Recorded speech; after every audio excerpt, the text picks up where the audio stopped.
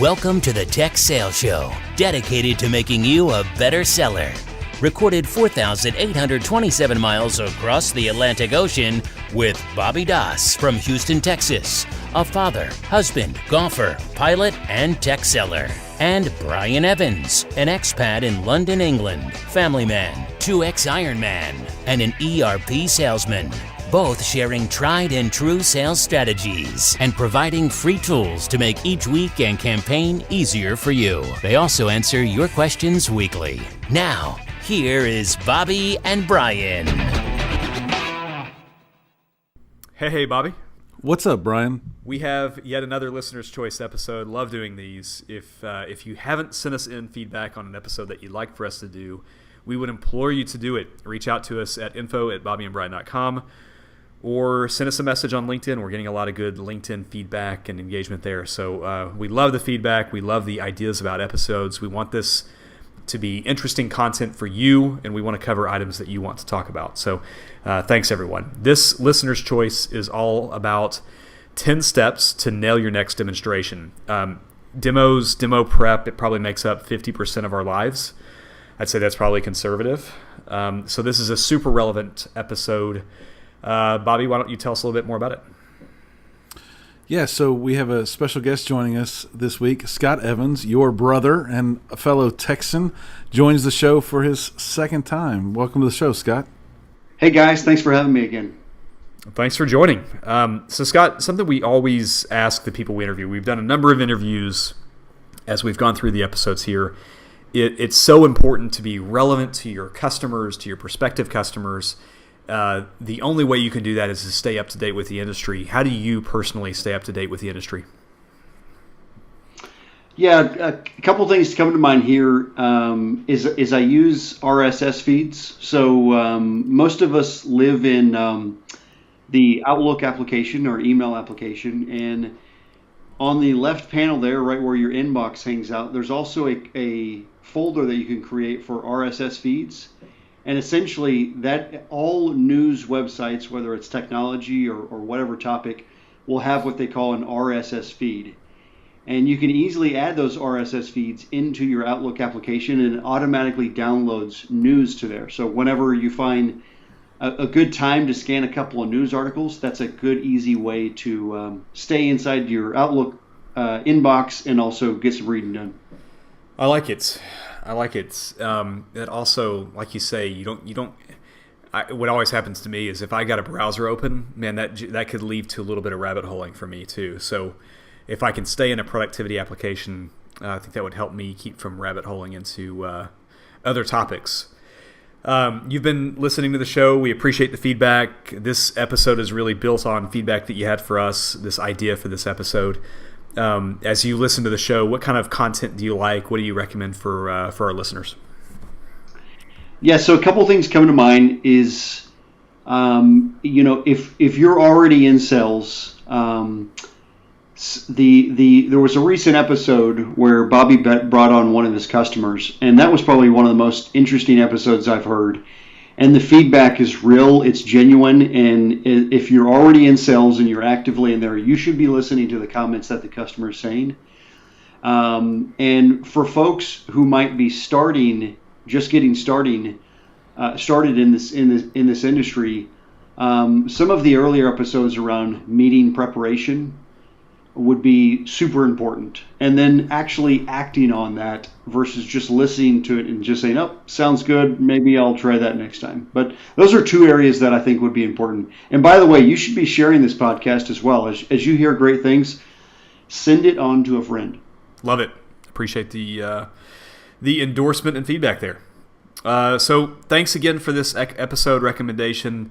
Why don't we jump into it? We're going to approach this similar. If you listened when we did the episode on cognitive bias a while back, we're going to approach this one pretty similar. So we're going to talk about, we're going to hit on kind of round robin style. We're going to pick on one person, and we're going to kind of go person by person through 10 steps to nail your next demonstration. And the good news about this is we've got a special guest. His name is Scott. He's been leading demonstrations, evaluations team at a major corporation. In fact, all three of us have. So really the aim of this is to give you several, really 10 good ideas and thoughts to make sure that as you're leading your evaluation team, you're thinking things through properly, because this is such a big part of the job overall. This is not the generic 10 steps to make sure that you brought your power cable or you have the right projector in the room. This is all about being strategic in your pursuits and making sure that you lead a strategically prepared pursuit team. So we've got 10 examples here. We're going to go round robin, and we've got the benefit of a special guest here today, Scott.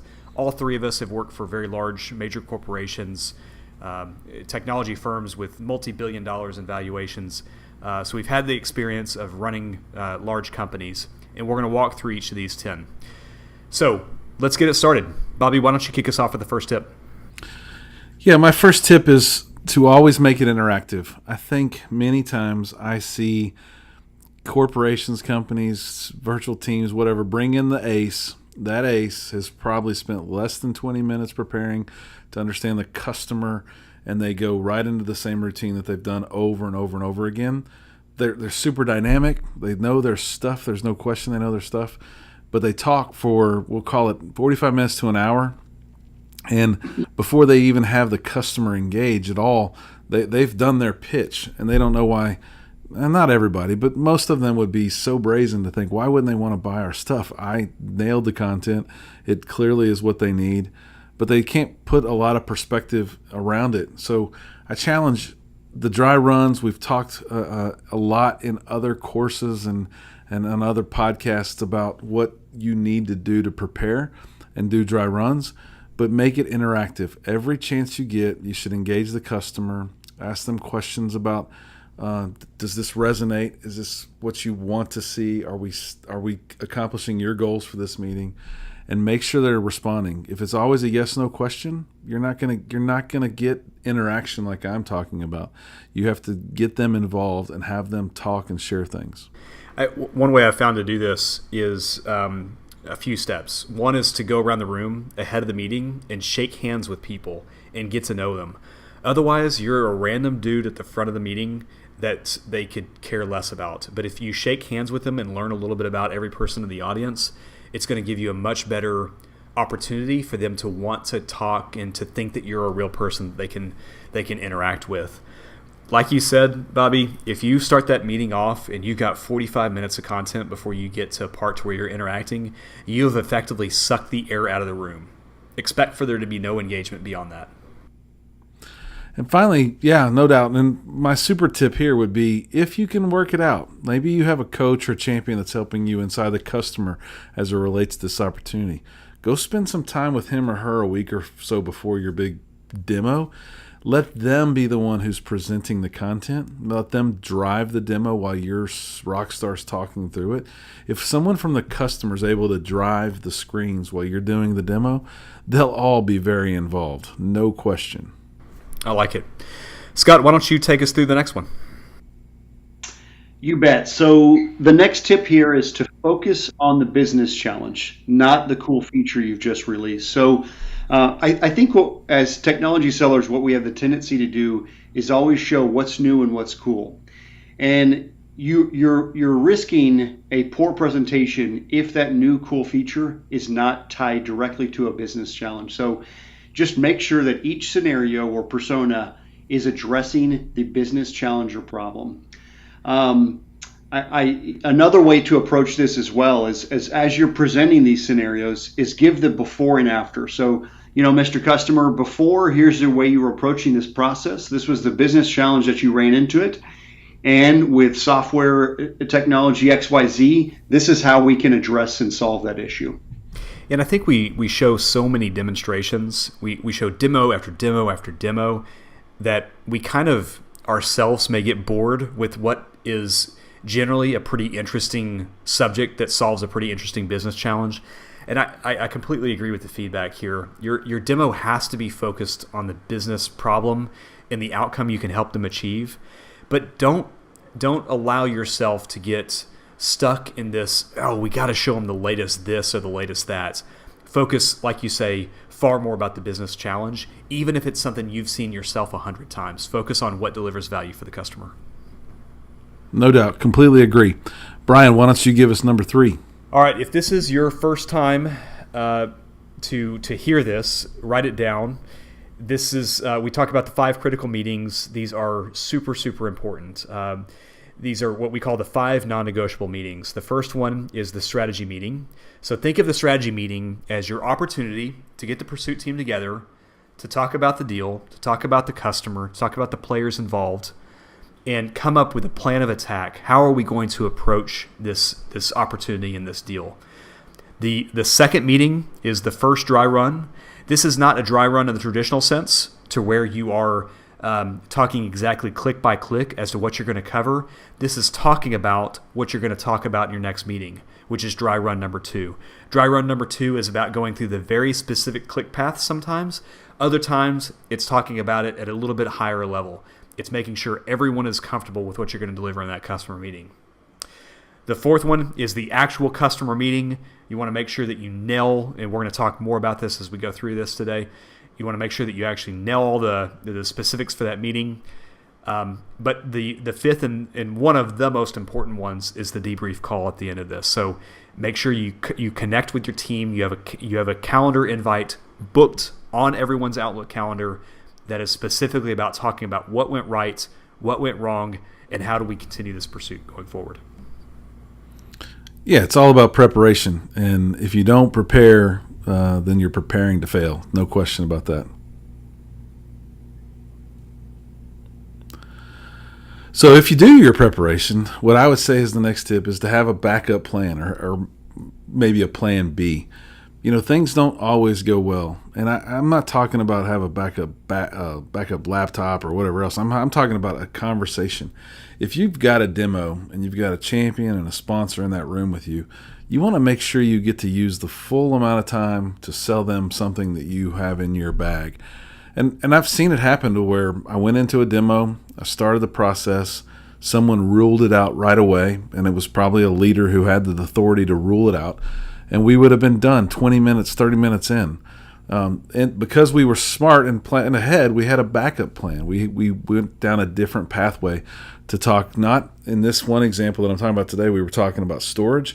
Storage was ruled out right away, and we pivoted and went over backup technologies and backup storage and the pathway to the cloud for those backups. And we ended up selling some stuff based on that first meeting, which was a demo gone wrong, and we had a plan B. So make sure you don't wing it. Make sure you go in prepared. Make sure you have someone there with you that can talk to plan B if it's not you yourself. But don't give up that hour-and-a-half meeting with some pretty important people from a prospect or a customer just because you get shut down early. I like it. Scott, why don't you take us through the next one? You bet. So this one kind of ties with one of the previous tips around dry runs, but what we're going to do is kind of talk about some of the more details of dry runs. So and the tip is dry run every single detail. And it sounds painful, and it is a little bit, but that is what makes a great demo. That's how you get to a great demo. And some of the things that you need to be thinking about is who is saying what when. You should never assume that. Most of the time, the pursuit teams are going to be made up of people that perhaps are new. It may not be the same pursuit team every single time. Sometimes you're going to be working with a deployment partner.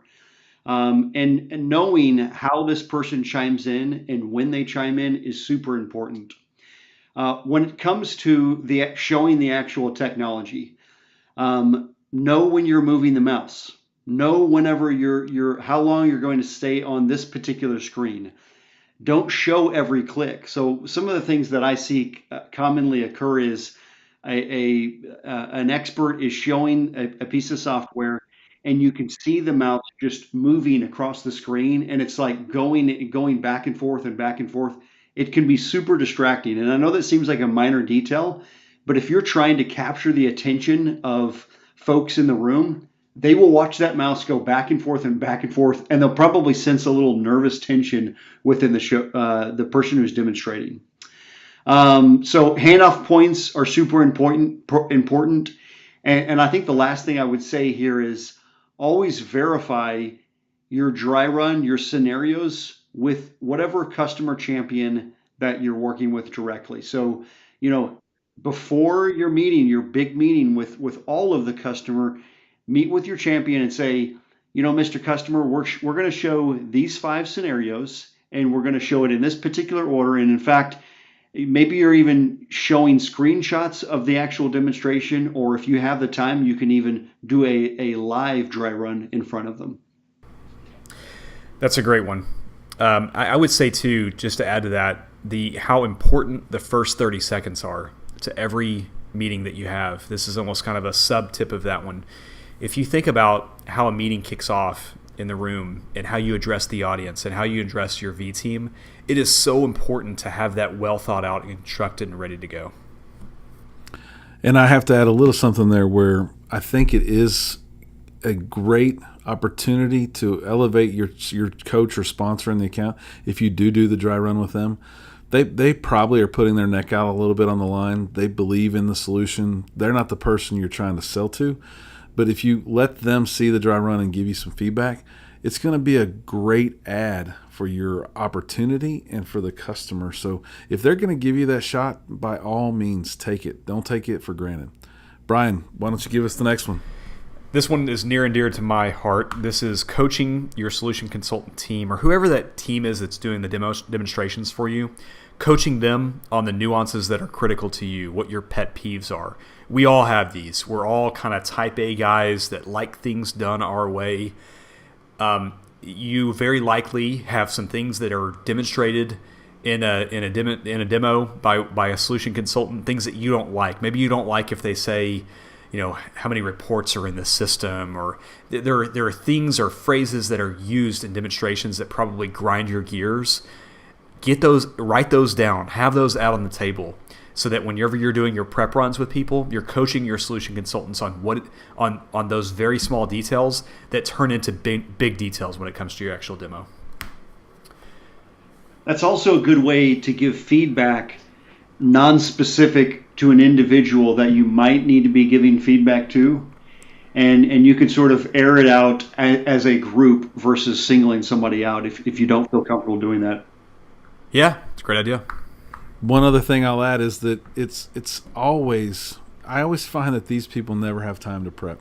So I'll just ask the question, Brian, what are you going to do when that solutions consultant says, I don't have time to prep or practice with you, I'm just going to have to meet you at the meeting? We're not doing the meeting. Exactly. I so often find it that none of us can get to whatever our meeting goal is. So everyone wants to be at your meeting if you have one of these big meetings. So just tell them they can't participate. Maybe you'll find someone who can take the time to prepare. It's kind of interesting how much people want to tie themselves to your meetings. Yeah. It's not even a question. If you're going to show up to a meeting that we've worked so hard to get to this point for, but you're not willing to put in the time to get prepared for it, it's not happening. Bobby, why don't you take us through the next one? Yep. My next tip is to have at least 3 stories ready to tell throughout your demo. And they may or may not tie to specific components of your demo, but I find it very difficult for people to say things on the fly. Luckily, I have an opportunity to speak a lot in public, and I have had the opportunity to get really good at coming up with things on the fly. But not everybody else has that skill in their bag. And so you as presenters or demoers need to have a few good stories to tell. And the ones I like to talk about are the stories that you can use in multiple examples. But if you have 3 stories tied down pretty good, you'll be able to interact with the customer and share those stories, maybe in a positive way, maybe in a way where you've learned something, but have 3 stories ready to go in your bag so you can share them without having to make them up on the fly. Yeah, and these stories. Think of the breadth of the sales cycle.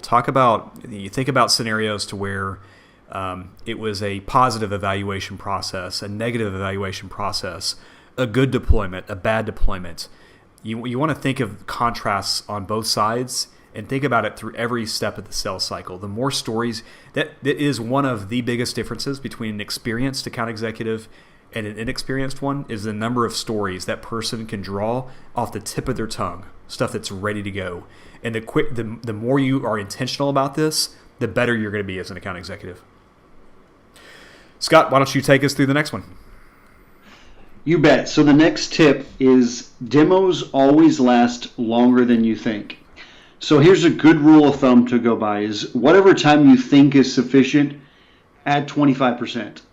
And you might say, well, I don't want to ask for too much time from the customer, and I think that nobody will be upset if you let them out early from a meeting. But on the other side of that, you will hear lots of grumbling if you ask them to stay, and it also makes you look really unprepared. So just don't get in a situation where you're rushing and you do not leave enough time for next steps and a Q&A session. Though, and additionally, what this will do is as someone's looking at the clock, they'll start elbowing their peer and say, okay, we need to hurry. We need to rush this up. And you just put your peers into a bad position when you try to hurry them up on a demonstration. It just becomes awkward. So give time for Q&A, give time for bio breaks and general discussion. And I got a couple points out of this too. So the first is your job, if you're not the one doing the demo, your job as the account manager in the room is to keep control of the clock, period. Your job is not to be on email in the back of the room. And I still see it to this day. It is the most shocking thing you could see in a room is the account executive in the back of the room checking email while they've got somebody doing a demo for them at the front of the room. Your job is to be sat right next to the person doing the demo, helping keep control of the questions, helping keep control of the clock, doing everything you can to support the person that's doing the demo, making sure their water is full. Get tactical because they are the one that are representing you and are going to help you get to the next point in the sales cycle. Be supportive of them in that process. And if it gets to the point where you're starting to run over, you be the one that takes a stop and takes a pause on things. Look for a natural break in their script and say, let's take a quick pause here.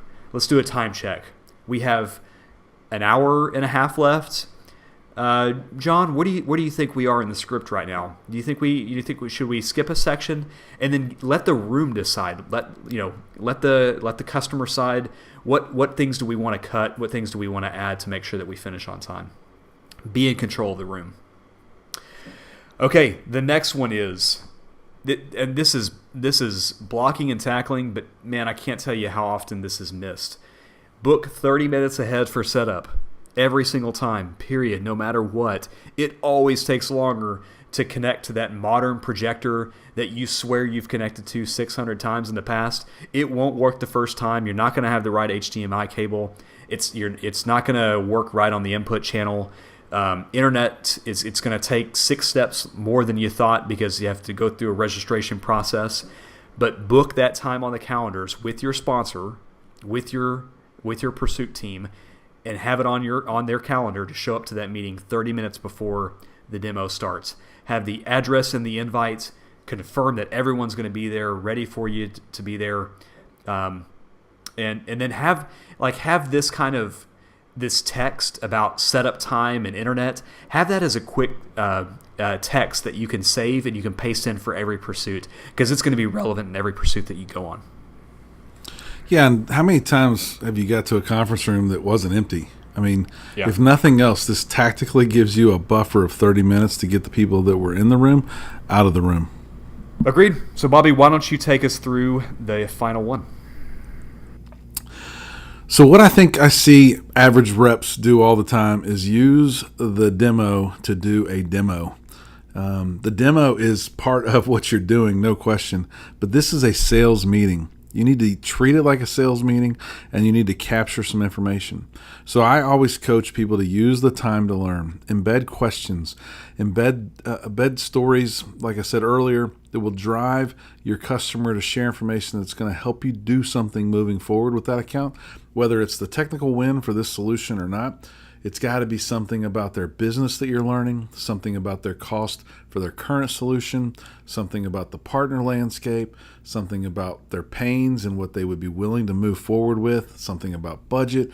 You can ask a bunch of questions during a demo to keep it interactive and to learn information that will really make your demo stand above the rest. But it also gives you the opportunity to validate the differentiators that make your product better than the competition that they're probably looking at. So we've all been to a meeting or a demo where the customer uses some of the FUD that we would expect our competitors to share. We know we're second to the game, but also use that same time to ask questions that drive your differentiators above that partner or that vendor that's selling against you.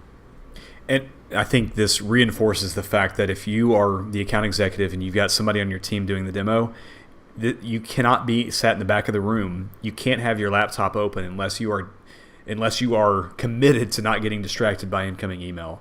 You have got to control the conversation because, Bobby, to your point, this is a sales meeting. This is not a demo.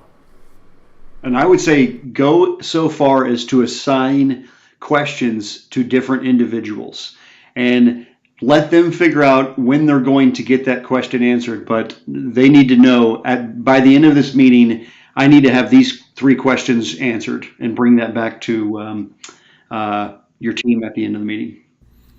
I won't call it an 11th tip, but to add to this 10th tip, that preparation should be done long before, as Scott mentioned, with your team. I would even try to come up with an exuberant amount of questions, something like 20 or 30 that we would practice during the dry runs that we want to know the answers to, knowing full well we'll never get to all 20 in the meeting. But I know we need to know this to be the best partner to this company, and let's try to ask the ones we can and get the data that we can during this meeting. But then your team will know they have other things to ask in follow-up conversations and meetings, and might just get some of that along the way as well. Last thing I've got, and then we'll wrap it up. I was speaking to a prospective customer at the time, doing some discovery, and we went through, as you mentioned, we went through dozens and dozens of questions. We learned so much about their business through initial discovery, multiple demonstrations. We did a debrief after we signed the business with them, after they became a great customer for us. And we did a debrief on the various competitors. And one of the things that was mentioned in that debrief meeting was that one of the competitors, their only question back in discovery, in the initial phone discovery, was, where do we park? What's the easiest place to park in your thing? Don't expect that your competitors are doing this. Get out ahead of them. Be super prepared and knock the customer down. So, Scott, I got to say thanks for joining us today. Your insights and tips have been extremely valuable. We look forward to having you on future shows. So thanks for coming. Enjoyed it, guys. Thanks, everyone. Thanks, everybody. Thanks for listening to the Tech Sales Show with Bobby and Brian. Subscribe to their email list by going to bobbyandbrian.com and follow them on Twitter @BobbyBrianSales.